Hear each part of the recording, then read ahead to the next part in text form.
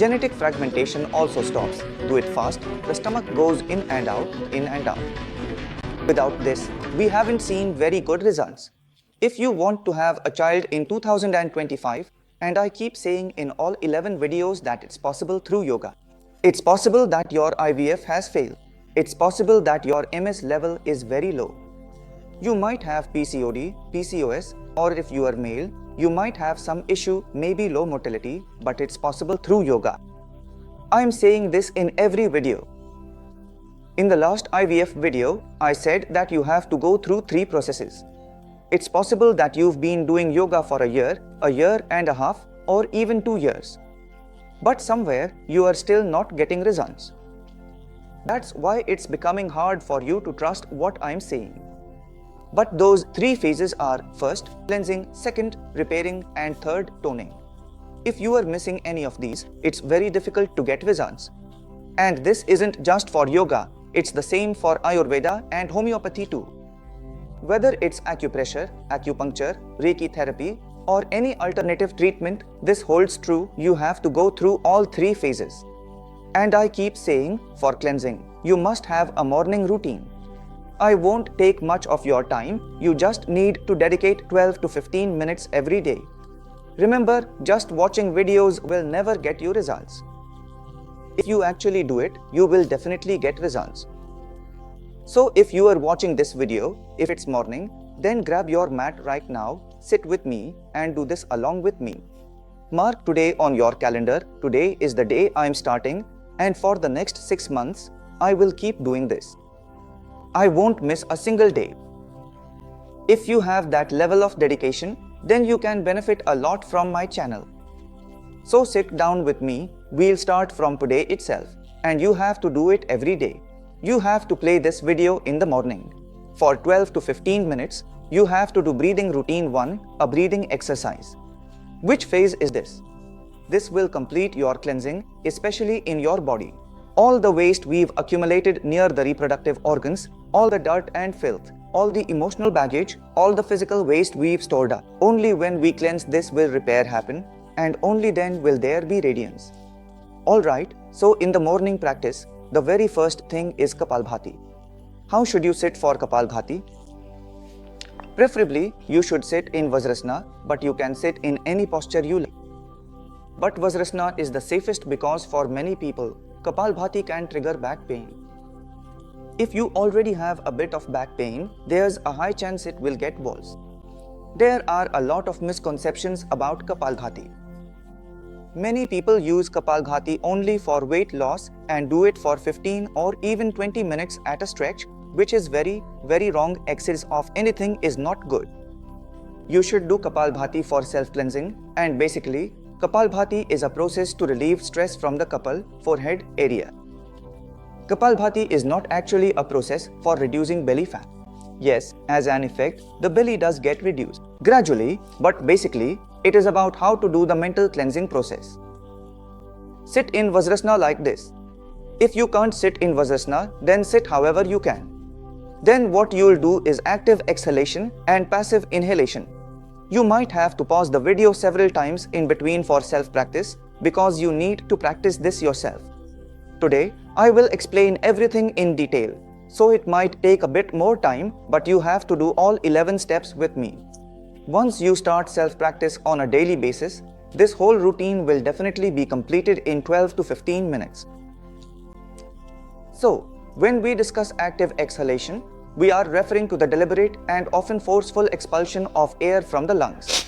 Conversely, passive inhalation is the natural and effortless drawing in of air. Many of you might not be fully understanding these somewhat complex physiological processes. What am I doing every time I exhale? I am exhaling very forcefully, with a lot of force, with a jerk, contracting my abdomen inward. I am contracting my abdominal muscles, and this creates compression. As I tighten my stomach inward, with that tightness and that jerk, my breath is expelled. Many gurus say that Kapalbhati should not be done like this. I am telling you, there are 3 different phases of Kapalbhati. This is your completely beginner-friendly phase, in which you will focus more on cleansing, physical cleansing. Blood flow will increase in this area. Whatever impurities or waste have accumulated in this area, we need to remove them.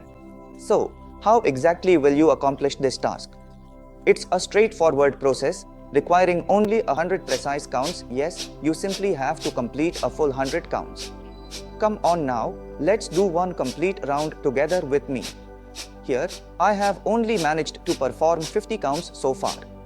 As soon as you successfully finish all 100 counts, what you absolutely must do immediately afterward is incredibly important and crucial.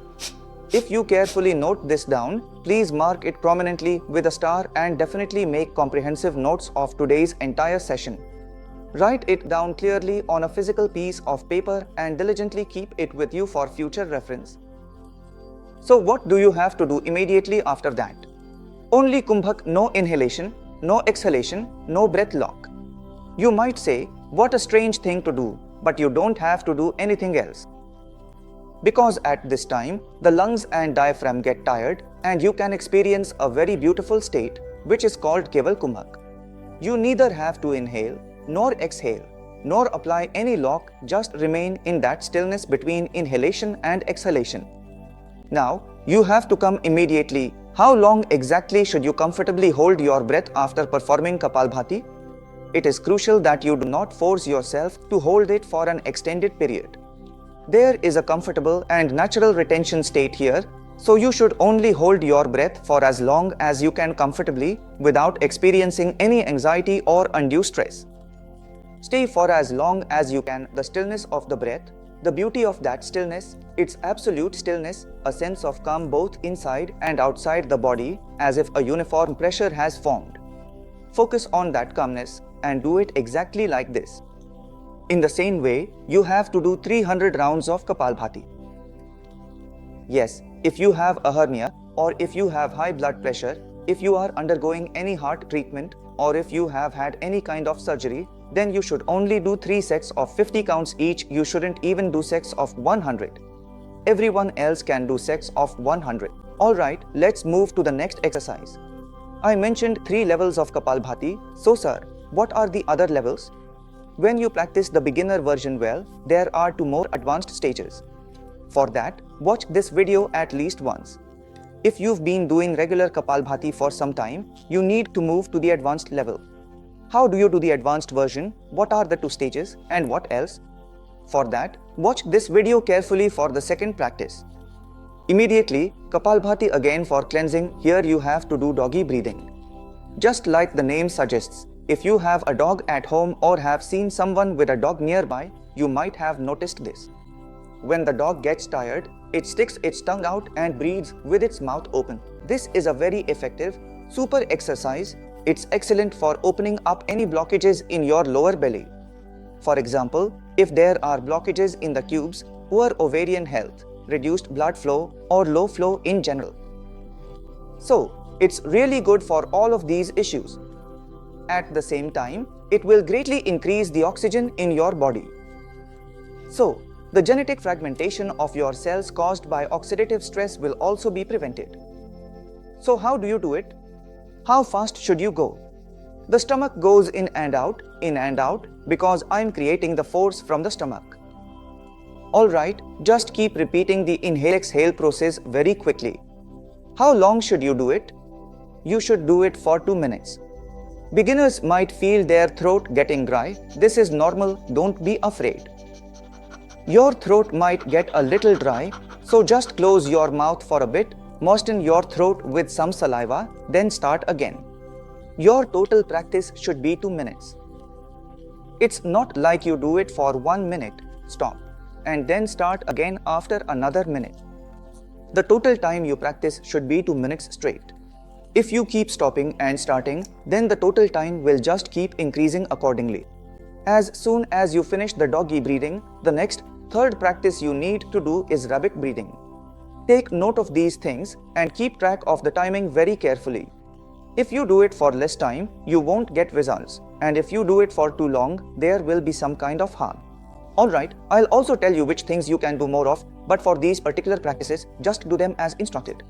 For example, with doggy breathing, even if you do it for 3 minutes, there's no harm, but with Kapalbhati, you should only do it for the recommended duration. So timing is very important. What you will do for rabbit breathing, let me show you the side view. You need to come into Shashankasana. Shashankasana means you will have to sit in Vajrasana for this. There's no other way. There shouldn't be any gap between your legs. From there, slowly bend forward like this.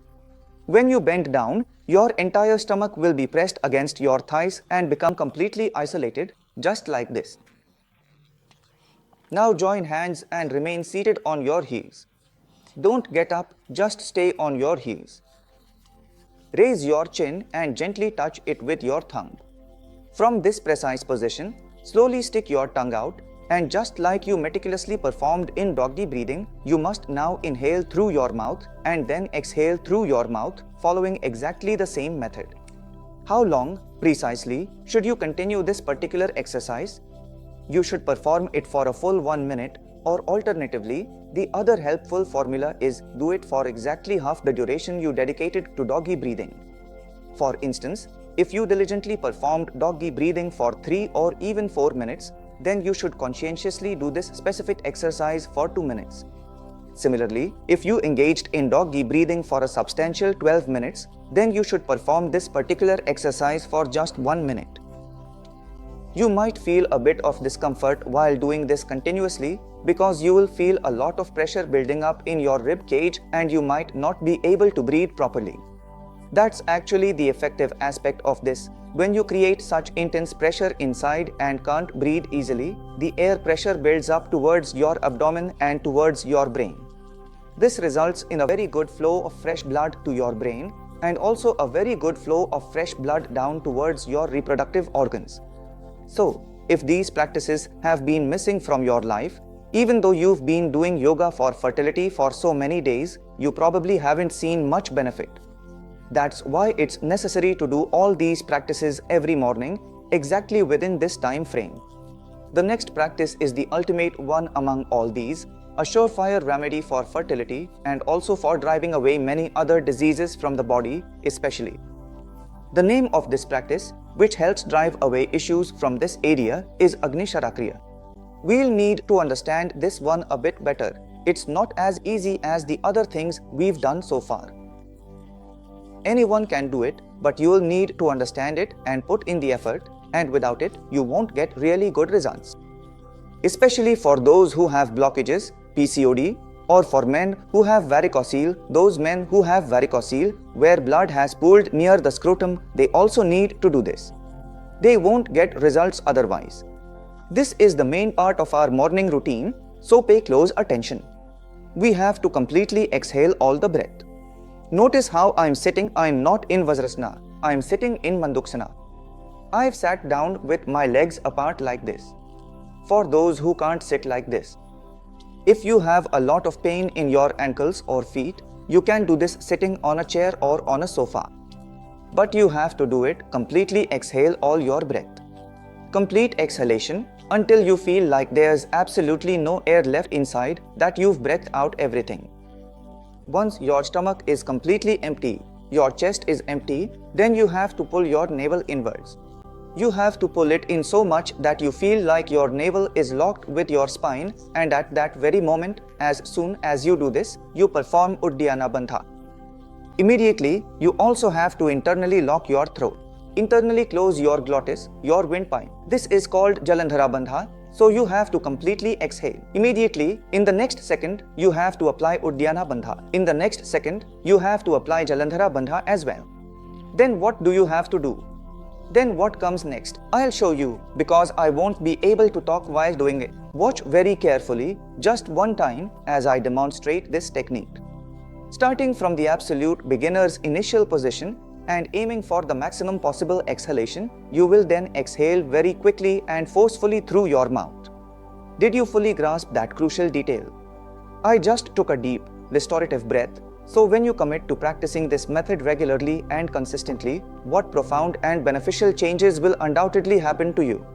In just 11 focused rounds, you can even extend your practice to 30 times, or perhaps even 35 times, or even an impressive 40 times, truly pushing your limits and enhancing your capacity.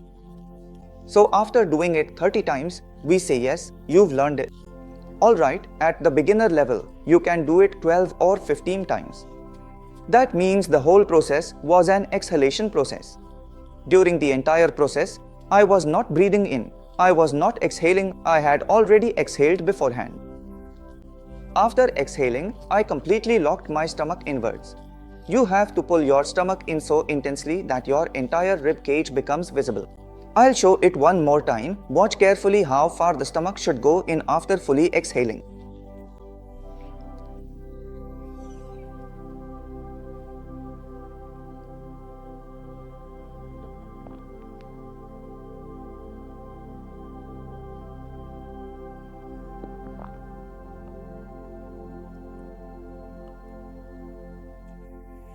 That was the practice, alright? This is Agnisar Kriya. Do a total of 5 sets. If you can only do it 10 or 15 times, then you need to do more sets. Once you are able to do 25 to 30 repetitions in one go, then you should do 5 sets. So, this is your solid morning routine, the minimum required practice you should do every morning. Along with this, whatever extra pranayam your instructor or teacher suggests, you should definitely do those as well. There's no problem with that.